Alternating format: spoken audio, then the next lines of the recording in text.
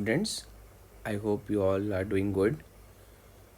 Okay, so आपको याद होगा मैंने आपको एक पॉलिनॉमियल्स का पीडीएफ भेजा हुआ है, ठीक है। और पता नहीं मुझे कितना आपको समझ में आया है वो, और आपने उसका टेस्ट भी दिया हुआ है सबने, वो जो मैंने ऑब्जेक्टिव टेस्ट लिया था एक। बट ठीक है, कोई बात नहीं, मैं पॉलिनॉमियल्स का वीडियो भी शेयर कर रहा हूँ अब, और आपके जो भी डाउट्स होंगे ना इसमें वो बिल्कुल क्लियर हो जाएंगे। Polynomials one of the basic chapters में से है, इम्पॉर्टेंट चैप्टर में से है। और मैं इसको पीडीएफ तो आपको पढ़ ही लेना, लेकिन वीडियो से ही आपको समझ में आ जाएगा अगर पीडीएफ नहीं भी पढ़ी हुई तो, ठीक है। तो पॉलिनॉमियल्स में आपको पता है पॉली का मतलब क्या होता है, मैनी, और मोनोमियल का मतलब क्या होता है, सिंगल टर्म। तो मैनी सिंगल टर्म्स मिला के क्या बोलते हैं, पॉलिनॉमियल्स। अच्छा, पॉलिनॉमियल्स ना आपको याद होगा नाइन्थ क्लास का, नाइन्थ क्लास में हमने पढ़ा था लीनियर पॉलिनॉमियल, एक हमने पढ़ा था क्वाड्रेटिक पॉलिनॉमियल, एक पढ़ा था क्यूबिक पॉलिनॉमियल, ठीक है। लीनियर में क्या होता है, जो डिग्री होती है वो 1 होती है, ठीक है। क्वाड्रेटिक में 2 होती है और क्यूबिक में 3, ठीक है। याद रखना डिग्री ना हमेशा होल नंबर होती है। तो कई बार बोर्ड में ना कांस्टेंट पॉलिनॉमियल की डिग्री पूछ लेते हैं तो वो 0 होगी। अभी मैं सब कुछ एक्सप्लेन करूँगा आपको जैसे जैसे मैं आगे बढ़ता रहूँगा वीडियो में, ठीक है। So let's begin with constant polynomial. Now constant polynomial as the name suggest, it means it is a constant, ठीक है। 2, √3, √5, -7 एक्सेट्रा, ठीक है। तो ध्यान से देखो, एग्जाम्पल देता हूँ मैं, जैसे 2 है, अब इसके साथ ना आप x की पावर 0 लिख दो। अभी आपको पता है कि एनीथिंग टू पावर 0 इज़ 1, तो x की पावर 0 लिखने से कोई फ़र्क नहीं पड़ेगा, उसने आंसर 2 ही रहना है, क्योंकि 2 × 1 हो जाएगा ना ये, क्योंकि x की पावर 0 1 तो 2 ही रहना है। वैसे ही √3, √5, -7 के आगे भी x की पावर 0 लिख दो, कोई फ़र्क नहीं पड़ेगा। तो डिग्री क्या होती है, x की पावर। तो आपने देखा कि यहाँ पे 0 है ना, तो कांस्टेंट पॉलिनॉमियल की डिग्री 1 है और 0 है, ठीक है। तो आप ये भी समझ गए होंगे कि ऑब्वियसली लीनियर पॉलिनॉमियल में क्या होगा, 2x + 3 लिखा मैंने, तो यहाँ पे 1 पावर है ना, तो इसकी डिग्री क्या हो गई, 1। क्वाड्रेटिक में भी आप समझ गए होंगे अब अच्छे से। तो जैसे मैंने लिखा 3x² + 5x + 7, तो यहाँ पे x² हाईएस्ट पावर है, 2 हाईएस्ट पावर है। और एक क्यूबिक का भी एग्जांपल ही देता हूँ मैं, 4x³ + 2x² + 5x + 8, तो यहाँ पे 3 जो हो गई वो डिग्री हो गई हाईएस्ट इसकी, ओके। अभी पॉलिनॉमियल्स क्यों है वो तो दिख ही रहा है आपको कि बहुत सारी टर्म्स जुड़ी हुई हैं। 4x³ अलग टर्म है, 2x² अलग टर्म है, 5x अलग टर्म है, 8 अलग टर्म है, लेकिन सारी टर्म्स जुड़ी हुई हैं, ठीक है। Let's move further now, okay. अब हमने ना ज़ीरो ऑफ अ पॉलिनॉमियल पढ़ा था, ज़ीरो ऑफ अ पॉलिनॉमियल पढ़ा था, लेकिन ना अगर आपको याद हो तो हमने यहाँ पे लीनियर पॉलिनॉमियल ही पढ़ा था नाइन्थ क्लास में, ठीक है ना। और इसलिए ना यहाँ पे 0 भी लिखा हुआ है क्योंकि एक ही है ना। तो आप याद रख लो, जितनी डिग्री होती है उतने तक 0 हो सकते हैं, उतने 0 नहीं, उतने तक। तो मैं यहाँ पे एक लाइन लिख रहा हूँ, एट मोस्ट 1 0 हो सकते हैं। इसको मैं पूरा अभी एक्सप्लेन करूँगा कि एट मोस्ट क्यों लिखा हुआ है। जब डिग्री 1 है तो एक ही 0 होना चाहिए, तो क्वाड्रेटिक के 2 0 होने चाहिए, क्यूबिक के 3 होने चाहिए, लेकिन यहाँ पे एट मोस्ट 1 0 लिखना होता है। वो क्यों मैं अभी आगे बताऊँगा, ठीक है। तो देखो ध्यान से, अब मान लो मैंने लिखा ax + b। अब आपको याद होगा नाइन्थ में कि अगर कोई पॉलिनॉमियल px ax + b दे रखा है तो उसका 0 निकालने के लिए हम क्या करेंगे, px को 0 रखेंगे, तो ax + b 0 हो जाएगा। तो x की वैल्यू क्या हो जाएगी, -b/a, ठीक है। और वो कैसे आती थी आपको याद होगा कि ax को पहले 0 में से -b कर दो, तो 0 - b तो -b रहेगा, और x की वैल्यू क्या आ जाएगी, -b/a, ठीक है। तो ये हमारे पास x = -b/a, इसका 0 आ गया। लेकिन अब सारी बात आती है कि ये 0 का मतलब है क्या। तो हमने क्या किया, इस माइनस बी को उठा के यहाँ रख दिया, कहाँ, यहाँ पे। तो वो a into minus b upon a plus b हो गया। अब हमने क्या किया, ए को कट किया, ठीक है, तो minus b plus b zero आ गया, ठीक है। तो ए को कट किया और minus b plus b zero आ गया, ठीक है। तो इसका मतलब अगर जो जो भी पॉलिनॉमियल दे रखा होगा यहाँ पे, अगर उसमें x की वैल्यू पुट कर दी जाए और आंसर ज़ीरो आ जाए, तो उसको हम क्या बोलेंगे कि वो ज़ीरो ऑफ दिस पॉलिनॉमियल है, ठीक है। अभी ये मत सोचना एट मोस्ट, अभी मैं आगे बताऊंगा, ठीक है। अब आता है ज़ीरोज़ ऑफ अ पॉलिनॉमियल। पहले मैंने ज़ीरो लिखा था ना, अब मैं इसका प्लूरल ले रहा हूँ, ज़ीरोज़ ऑफ अ पॉलिनॉमियल। अब इस केस में पॉलिनॉमियल किस टाइप के हो सकते हैं, क्वाड्रेटिक हो सकते हैं, क्यूबिक हो सकते हैं, ठीक है। तो वन बाय वन सबको डिस्कस करते हैं। तो सबसे पहले क्वाड्रेटिक पॉलिनॉमियल के ज़ीरो समझ लेते हैं। अभी जो क्वाड्रेटिक पॉलिनॉमियल है ये कैसा दिखता है, a x square plus b x plus c जैसा, ठीक है। आप ना ऐसे याद रख लो कि हमेशा क्वाड्रेटिक में हाईएस्ट पावर टू रहेगी, फिर डिक्रीज़ होके वन, फिर डिक्रीज़ होके ज़ीरो।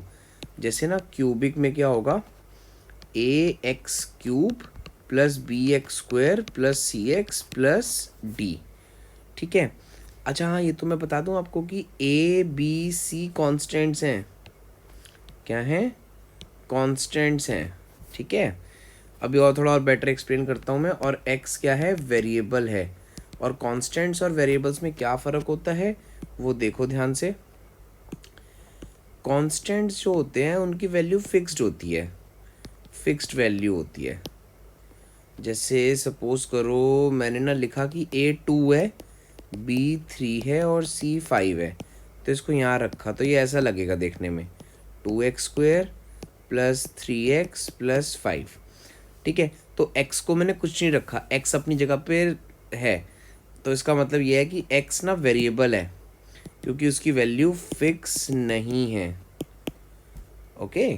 अच्छा, कॉन्स्टेंट्स जो होते हैं वो याद रखना a से लेकर r होते हैं, वो होती है ना alphabets a b c d e f g h z तक, तो उसमें a से लेकर r तक कॉन्स्टेंट्स होते हैं और s से लेकर z तक वेरिएबल्स होते हैं, ठीक है। तो एस से लेकर जेड के बीच में एक्स आ रहा है ना, तो इसलिए वो वेरिएबल है। और ए बी सी ए से लेकर आर तक के बीच में आ रहे हैं, तो इसलिए वो कांस्टेंट्स हैं, ठीक है। चलो आगे बढ़ते हैं। अच्छा, अब खुद सोच के देखो कि क्वाड्रेटिक पॉलिनॉमियल जो है वो ऐसा दिख रहा है ना। अब पॉलिनॉमियल मान लेते हैं इसको।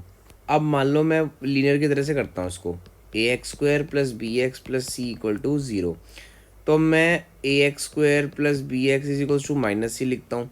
अब यहाँ पे अगर मैंने a x square is equals to minus c minus b x लिखा, तो एक्स इधर भी है इधर भी है, तो एक्स कैसे निकालेंगे, तो इसका मतलब we are going on the wrong way, तो इसका मतलब ऐसे नहीं होगा ये, ठीक है। तो इसका एक एग्जांपल लेना पड़ेगा, उससे समझ में आएगा।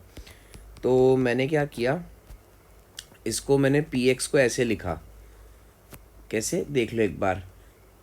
सपोज एग्जांपल लिया x square plus five x plus six, तो उसको हम ऐसे लिख सकते हैं x plus two into x plus three. आपको आइडेंटिटी याद होगी ना, या इसकी मिडिल टर्म स्प्लिटिंग कर लेना, मिडिल टर्म स्प्लिटिंग कर लेना इसकी MTS।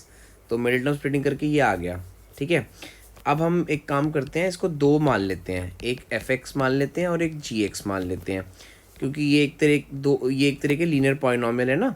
लीनियर पॉलिनॉमियल में हमेशा डिग्री वन होती है ना, तो इसलिए ये। तो एक बार fx को ज़ीरो रखा, एक बार gx को ज़ीरो रखा, तो x प्लस टू की वैल्यू ज़ीरो आ गई तो x की वैल्यू माइनस टू आ गई, और x प्लस थ्री की वैल्यू ज़ीरो आ गई तो x की वैल्यू माइनस थ्री आ गई। तो आपने देखा कि दो ज़ीरो आ गए।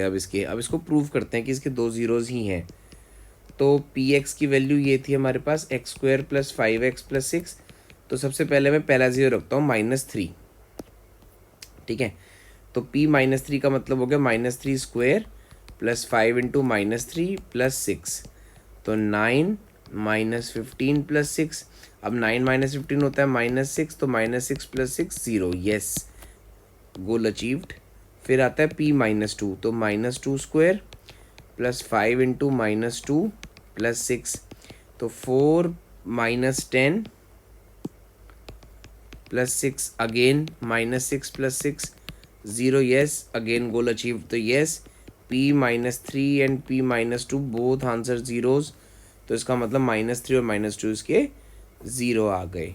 ठीक है, तो क्वाड्रेटिक है ना, तो इसलिए 2 ज़ीरो आ गए। ऐसे ही क्यूबिक में भी हम अगर करेंगे तो आपको याद होगा हिट एंड ट्रायल मेथड होता था एक लॉन्ग डिवीजन वाला, उससे भी 3 आंसर आ जाएंगे, फिर एक एक करके तीनों को 0 रख देंगे। ठीक है, तो आपको समझ में आ गया होगा ये अच्छे से। अब हम आगे बढ़ते हैं कि formation of a quadratic polynomial पे। हम एक क्वाड्रेटिक पॉलिनोमियल खुद कैसे डिज़ाइन कर सकते हैं।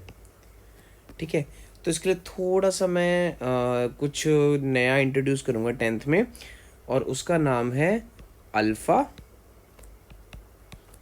And beta. जैसे ट्रिगो में थीटा था ना, वैसे ही अल्फ़ा और बीटा। ठीक है, तो ये निक नेम्स हैं, ये निक नेम्स हैं किसके, एक्स के।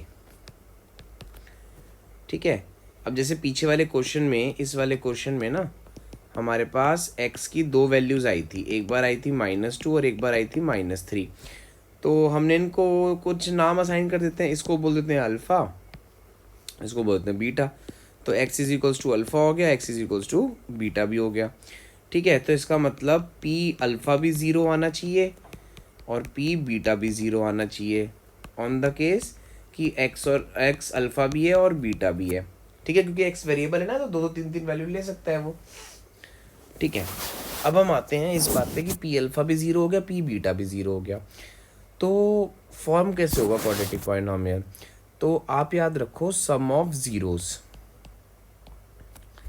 ठीक है, और एक आपको याद रखना है प्रोडक्ट ऑफ ज़ीरोज़। क्या क्या, sum of zeros and product of zeros. तो एक याद रखना है अल्फ़ा प्लस बीटा और एक याद रखना है अल्फ़ा बीटा। ठीक है, अब मैंने आपको बताया था कि ए बी एंड सी क्या है, कॉन्स्टेंट्स। ठीक है, अब साथ साथ मैं ये भी बता रहा हूँ कि a x square plus b x plus c जो है ना, तो इसमें ना a coefficient of x square है। अब ना कई बार हमें समझ नहीं आता कि ये कोफिशिएंट ऑफ एक्स स्क्वायर का मतलब क्या है, ये क्या वर्ड है ये कोफिशिएंट। तो मान लो जैसे मैंने एक्स स्क्वायर को 3 बार ऐड किया, इसको 3 बार ऐड किया, ठीक है, तो क्या आंसर आ गया 3x स्क्वायर। तो कुछ नहीं है, कोफिशिएंट बन गया 3, सिंपल है। तो ए एक्स स्क्वायर का मतलब क्या है, ए एक्स स्क्वायर का मतलब है कि ए एक्स स्क्वायर जो है वो ए टाइम्स ऐड हुआ है। तो अब आराम से आप बी एक्स भी समझ गए होगे, तो उसको हम बोलेंगे कोफिशिएंट ऑफ एक्स। तो कोफिशिएंट का मीनिंग क्या होता है कि वेरिएबल जो है अपनी पावर के साथ कितनी बार ऐड हुआ है सेम पावर के साथ, तो कोफिशिएंट ऑफ एक्स। और सी में तो एक्स है ही नहीं, तो इसलिए उसको एक नॉर्मल कांस्टेंट ही बोल दिया। ठीक है, अच्छा, अब हम पढ़ते हैं relationship between zeros and coefficients. ठीक है, और ये उसी टॉपिक के अंदर चल रहा है, formation of a quadratic polynomial के। अब मैं दोनों टॉपिक को रिलेट करूँगा। तो आपको पता है कि एक क्वाड्रेटिक पॉलिनोमियल जो है वो ऐसा दिखता है, a x square plus b x plus c. ठीक है, तो मैं एक छोटा सा एक्सपेरिमेंट टाइप समझ लो कर रहा हूँ। मैं इसको ना ज़ीरो ले रहा हूँ क्योंकि हमें ज़ीरो तो निकालने हैं। अब मैं ना सबको ए से डिवाइड कर रहा हूँ, सबको ए से डिवाइड कर रहा हूँ। तो ज़ीरो के नीचे ए लिख भी दोगे तो कोई फ़र्क नहीं पड़ेगा, उसने ज़ीरो रहना है। तो ये वाला तो ए कट गया। तो आप ध्यान से देखो कि आपके पास x square plus b by a x plus c by a equal to zero आ गया। अब हम एक काम करते हैं, इसको ऐसे लिखते हैं, x square minus b upon a x plus c upon a equal to 0। ठीक है, अब मैं आपको जो नेक्स्ट स्लाइड में करूँगा उसको बहुत ध्यान से देखना है कि मैंने यहाँ पे 2 माइनस क्यों लिए हैं, तभी समझ में आएगा कॉन्सेप्ट। ठीक है, तो सपोज करो मैं चाहता हूँ कि मैं अल्फ़ा दे रखा है मुझे और बीटा दे रखा है, ये दोनों ज़ीरो दे रखे हैं ऑफ क्वाड्रेटिक पॉलिनॉमियल के। ठीक है, तो x इक्वल टू अल्फ़ा और x इक्वल टू बीटा दे रखा है, तो अगर मैं इसको इधर ले जाऊं दोनों को, तो ये ऐसे बन गया। ठीक है ना, और दोनों को मल्टीप्लाई करके ज़ीरो से इक्वेट कर दिया, क्योंकि अगर आप ध्यान से देखो कि जब मैं इनको मल्टीप्लाई करूँगा तो पहले x को मैं x माइनस बीटा से करूँगा और फिर माइनस अल्फ़ा को मैं x माइनस बीटा से करूँगा, तो ये आ जाएगा x square minus beta x minus alpha x plus alpha beta equal to 0। Rearrange करने के बाद मुझे कुछ ऐसा मिलेगा। ठीक है ना, x कॉमन निकालने के बाद इसमें से x कॉमन निकालूंगा ना, तो माइनस भी कॉमन निकल जाएगा, माइनस भी कॉमन निकल जाएगा और x भी कॉमन निकल जाएगा, तो ये अल्फ़ा प्लस बीटा आ जाएगा। आना चाहिए था बीटा प्लस अल्फ़ा, पर मैंने रीअरेंज करके उसको अल्फ़ा प्लस बीटा लिख दिया। अब इसको और जो हमने पीछे निकाला था उसको मैं कंपेयर कर रहा हूँ, x square minus minus b upon a x plus c upon a equal to 0, और दूसरा मैं क्या कर रहा हूँ, x square minus alpha plus beta x plus alpha beta. ठीक है, तो आप ना इन दोनों को कंपेयर करो। कंपेयर का मतलब क्या है कि इसको उठा के इस पे रखो, इसको उठा के इस पे रखो, इसको उठा के इस पे रखो। तो कंपैरिजन करने के बाद हमें मिला कि माइनस का साइन का क्या इम्पोर्टेंस है, तो अल्फ़ा प्लस बीटा जो है वो ब्रैकेट के साथ चलेगा, ये वाले ब्रैकेट जो होंगे वो आपस में इक्वेट हो जाएंगे, और अल्फ़ा बीटा क्या मिलेगा, सी अपॉन ए। तो इसको हम क्या बोलेंगे, सम ऑफ ज़ीरोज़। ठीक है, और इसको क्या बोलेंगे हम, प्रोडक्ट ऑफ ज़ीरोज़। तो सिंपल सी बात है, हमने रिलेशनशिप तो पता लगा ही ली इनके बीच में, ज़ीरोज़ और कोफिशिएंट्स के बीच में। ठीक है ना, ये कोफिशिएंट ऑफ एक्स स्क्वायर है और ये कोफिशिएंट ऑफ एक्स स्क्वायर है, और ये कोफिशिएंट ऑफ एक्स है, ये कोफिशिएंट ऑफ एक्स स्क्वायर है, ये कांस्टेंट है, ये कोफिशिएंट ऑफ एक्स स्क्वायर है। तो आपको दिख रहा है, इजी है ना बहुत। ठीक है, अच्छे से देखा ना कैसे किया था मैंने। ठीक है, आपको ये मेथड के बाद आपको कोई प्रॉब्लम नहीं आएगी इस टॉपिक में। तो फॉर्मेशन और रिलेशनशिप में दो बातें ध्यान रखनी है, यानी वो क्या, कि x square minus alpha plus beta x plus alpha beta तो है फॉर्मेशन, और alpha plus beta equal to minus b upon a और alpha beta is equals to c upon a क्या है, रिलेशनशिप्स। ठीक है, तो इन दोनों पे क्वेश्चन आता है। जैसे मान लो एक क्वेश्चन आ गया कि अल्फ़ा दे रखा है 3, बीटा दे रखा है 2, तो फॉर्म करो एक क्वाड्रेटिक पॉलिनॉमियल। तो आप क्या करोगे, पहले आप अल्फ़ा प्लस बीटा निकालोगे, वो आएगा 5, फिर अल्फ़ा बीटा निकालोगे, वो आएगा क्या कहते हैं 6। तो आपके पास क्या पॉलिनॉमियल बन जाएगा, x square minus 5x plus 6, इस वाले तरीके से।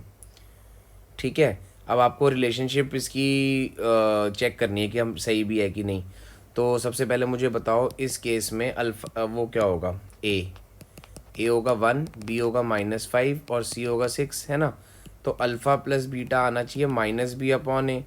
तो हाँ बिल्कुल सही है, माइनस बी है हमारे पास क्या, क्या कहते हैं -5 है, तो -5 ऐसे लिखा अपॉन 1, तो 5 आ गया। यस करेक्ट हो गया, अल्फ़ा प्लस बीटा 5 ही है। और अल्फ़ा बीटा अगर देखें तो वो है सी बाय ए, तो वो हो गया 6 अपॉन 1। यहाँ से देखो तो वो आ गया 6, तो वो भी मैच हो गया।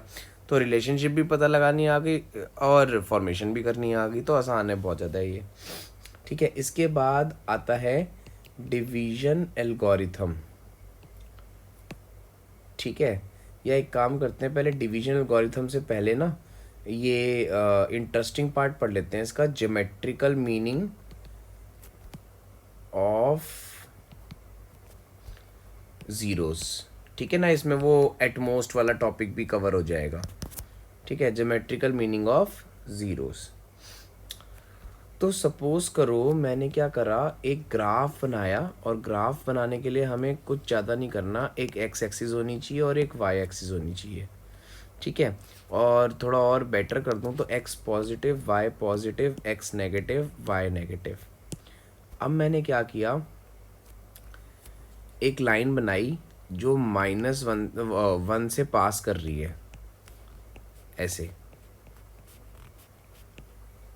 ठीक है, ऐसे। फिर मैंने क्या किया, एक यू शेप बनाई जो कि 1 से भी पास कर रही है और एक -1 से भी पास कर रही है। ध्यान से देखना, रेड वाली जो है वो सिर्फ 1 से पास कर रही है, और जो ग्रीन है वो किससे पास कर रही है, -1 से भी और 1 से भी। और अब एक फाइनल मैं बना रहा हूँ, वो -1 से तो पास कर ही रही है,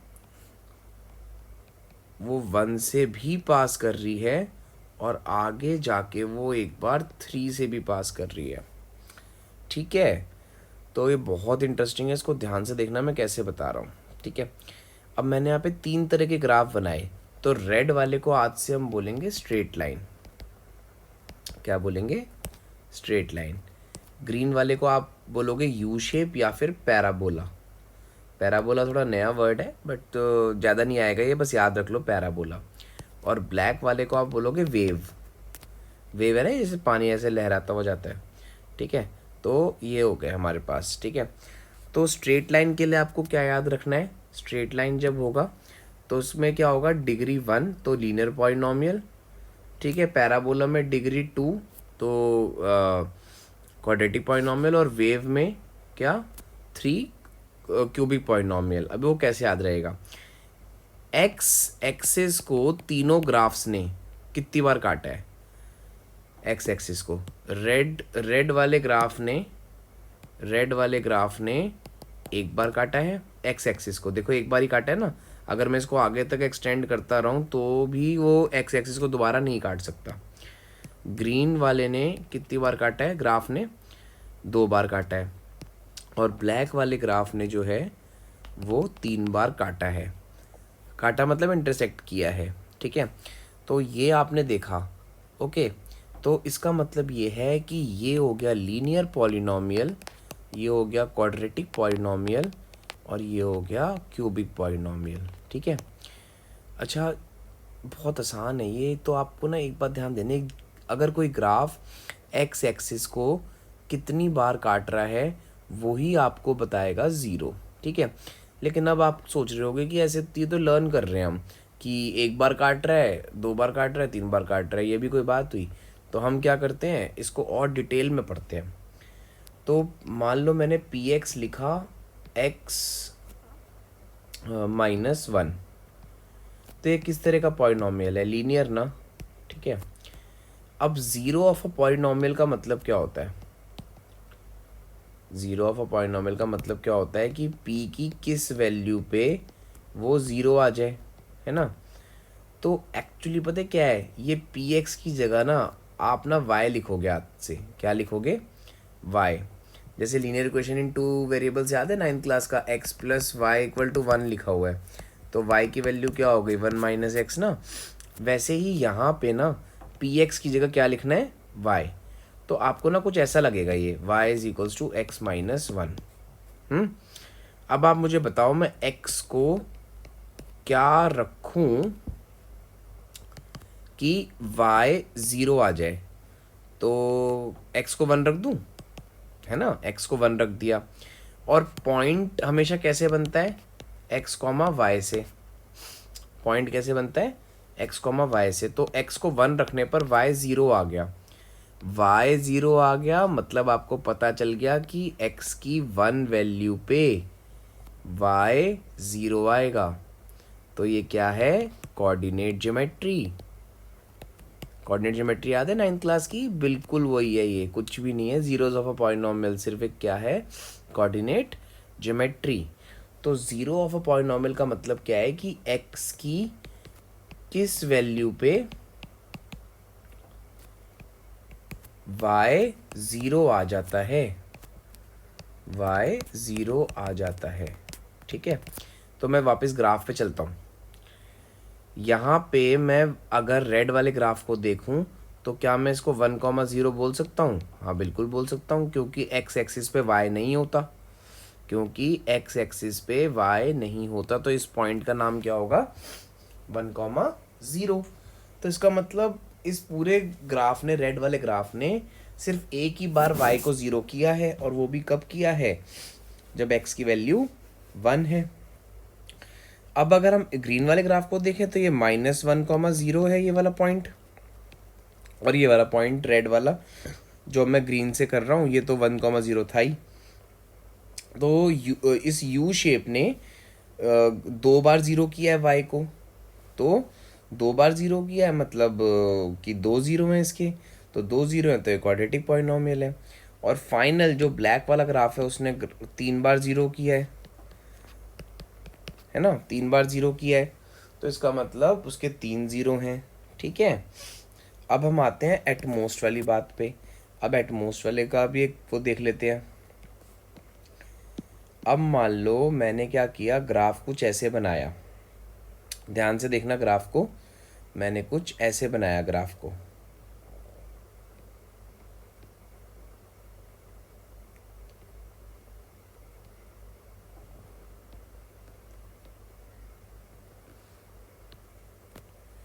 ठीक है, या थोड़ा और सिंपल ले लेता हूँ पहले स्टार्टिंग के लिए, हो सकता है आपको नहीं तो टफ लगे।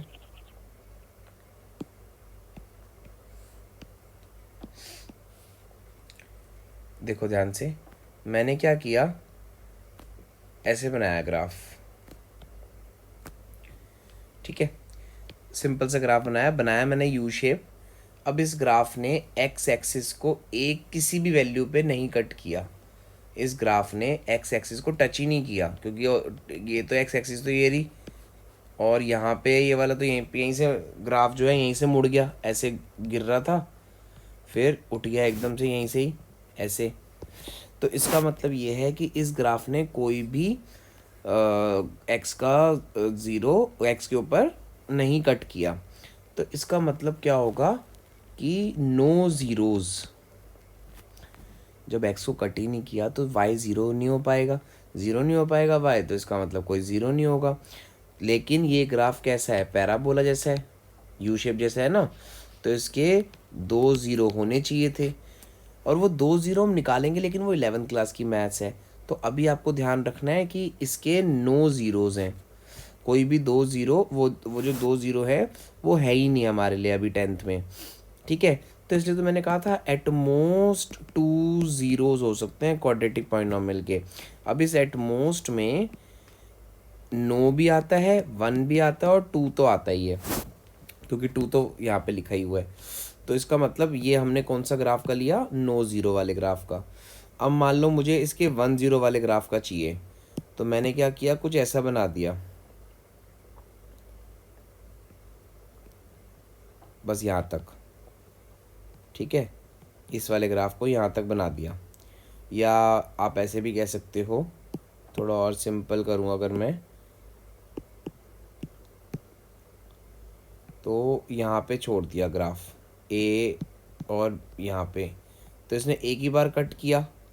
ठीक है, यहाँ आगे इसके बाद आगे नहीं गया, आगे ये नहीं गया। ठीक है, तो इसका मतलब ये है कि आपने यहीं पर ही ग्राफ को छोड़ दिया है यहाँ पे, और इसने सिर्फ एक ही बार कट किया है, तो इसका मतलब हम क्या बोलेंगे, इसका 1 0 है। ठीक है, लेकिन हमें ना एक बात ध्यान रखनी है कि आपका जो बोर्ड में वैसे क्वेश्चन आएगा वो मेनली 2 0 का ही आएगा, कि 2 बार ही ग्राफ ने इसको कट किया है ऐसे। अब वो कहाँ कट किया है वो डिपेंड करता है क्वेश्चन पे। ठीक है, तो पॉलिनोमियल्स की जो 2.1 है वो आराम से कर लोगे आप, लेकिन उसमें एक दो चीज़ें एक्सेप्शन है, वो आपको ध्यान देनी है, वो मैं यहाँ पे बता रहा हूँ। अगर यू शेप बने और एक्स एक्सिस को एक ही पॉइंट पे कट करे, तो होने तो 2 0 चाहिए ना इसके, लेकिन इसने एक ही बार टच करके निकल गया है बस। ये वाला जो ग्राफ है ये ऐसे आ रहा था और ये टच करके निकल गया, तो यू शेप तो पक्का है, तो इसके एटमोस्ट 2 0s तो होंगे ही होंगे। ठीक है। लेकिन इस केस में ये एक्स एक्सिस को एक बार तो टच कर रहा है ना, तो आप इसको बोलोगे कि टू इक्वल ज़ीरोज़ होंगे। क्या होंगे? Two equal zeros. ठीक है, वो मैं अभी आगे एक्सप्लेन करूँगा और जब वीडियो बनाऊँगा मैं कि कैसे इसके टू इक्वल ज़ीरोज़ आ रहे हैं। ठीक है, अभी के लिए आप ये याद रख लो कि इसके टू इक्वल ज़ीरोज़ होंगे। ठीक है, अगर आपको समझना है तो ये मैं बता सकता हूँ, x minus one into x minus one जैसे होता है ना, तो एक्स की वैल्यू वन हो गई, इधर भी एक्स की वैल्यू वन हो गई। ठीक है, तो ये टू इक्वल ज़ीरोज़ आ गए इसके। ठीक है, तो आपने अच्छे से देखा होगा वीडियो को, ये भी आपको समझ में आ गया। डिविजनल लॉगरिथम मैं अपने नेक्स्ट वीडियो में इंट्रोड्यूस करूँगा, तो अभी के लिए आप ये याद रख लो। ठीक है, अब आप 2.1 और 2.2 कर सकते हो। Okay, all the best.